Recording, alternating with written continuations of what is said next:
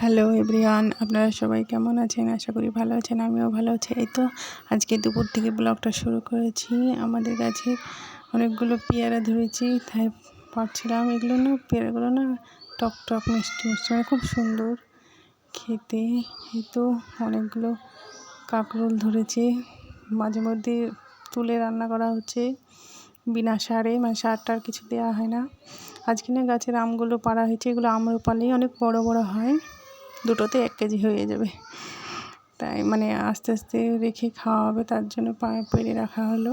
মার এখানে ভাই ছিল অবশ্য। আমার ভিডিওগুলো আপনাদের ভালো লেগে থাকলে অবশ্যই লাইক, কমেন্ট, শেয়ার, সাবস্ক্রাইব অবশ্যই করবেন আরও নতুন নতুন ভিডিও পেতে। আজকে হচ্ছে আমরা মাখা করেছি, সেই ভিডিও আপনাদের সঙ্গে শেয়ার করার জন্য একটু ক্লিপ নিয়েছি। এই তো এটা হচ্ছে তিতো ভ্যাটের রস, এটা হচ্ছে কাজে লাগে, সেটা বলা যাবে না। এই তো বসে আছি টিনের ঘরে, আমরাগুলো গাছে পাড়তে গেছে ভাই। এই তো পানি দিয়ে ধুয়ে নিতে হবে ভালোভাবে। এই তো ধোয়ার পর তুলে নিতে হবে এগুলো।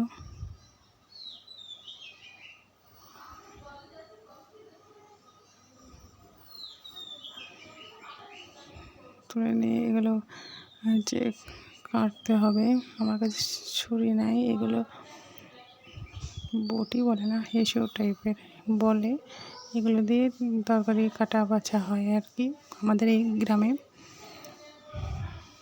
এইভাবে শুধু খোসাগুলো নিতে হবে, কারণ আটিগুলো না একটু শক্ত শক্ত হয়ে গেছে।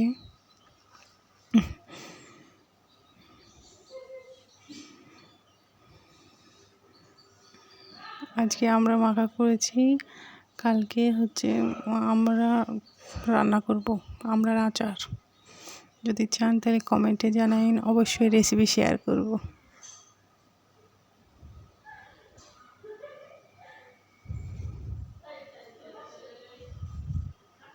সরি, পাশে আওয়াজ হতে পারে, কিছু মনে করবেন না, বাড়িতে অনেক লোক আছে।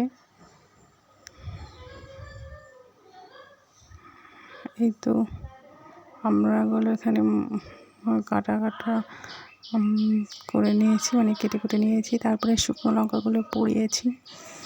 শুকনো লঙ্কা পোড়ানোর পর নুন দিয়ে ডলে নিয়ে একটু সরিষার তেল আর একটু শুকনো মরিচের গুঁড়া দিয়েছি, সেগুলো দিয়ে ভালোভাবে মেখেছি।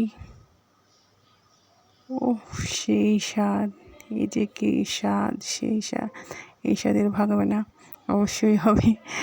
অনেকে ছিল অবশ্য, সবাই খেয়েছে, আমি একলা খাইনি অবশ্য একলা।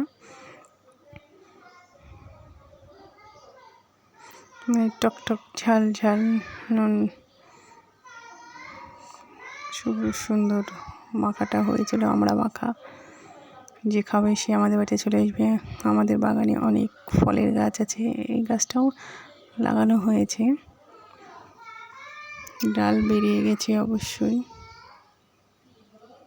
আমি না এই আমড়াটা খেয়ে একটা আঁটি, মানে আমরা আঁটি খেয়েছিলাম, সেই স্বাদ, খুব সুন্দর স্বাদ হয়েছিল। তো মানে টক এর কথা শুনলেই না প্রত্যেকটা ছেলে মেয়ের মুখে জিভে জল চলে আসে।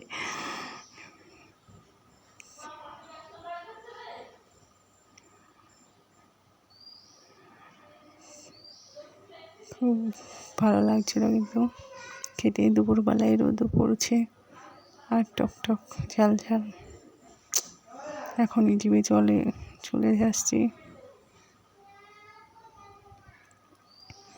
আমি এখানে একটা আঁটি নিয়েছিলাম, দিয়ে সেটা কামড়িয়ে খাচ্ছিলাম। আঁটিটাই বেশি ভালো লাগে, একটু একটু করে কামড়িয়ে খেতে।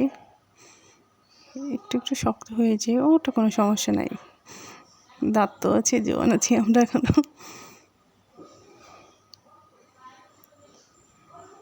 একটু একটা আঁটি নিয়ে কামড়িয়ে খেয়েছি। আপনারা সরি তুতলিয়ে যাচ্ছে, কিছু মনে করবেন না। এখন থেকে রোজই ব্লগ পাবেন আপনারা, ততক্ষণ সবাই ভালো থাকবেন।